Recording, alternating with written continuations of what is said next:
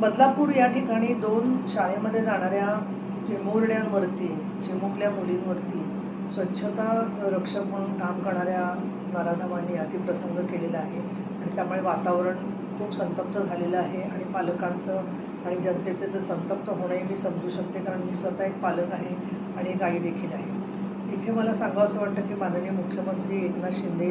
तसंच उपमुख्यमंत्री देवेंद्र फडणवीस, आणखी शिक्षण मंत्री दीपक केसरकर यांनी लॉंग टर्ममध्ये काय काय आपण मुलींच्या सुरक्षिततेसाठी पावलं उचलली हे सांगितलेलं आहे. हा खटला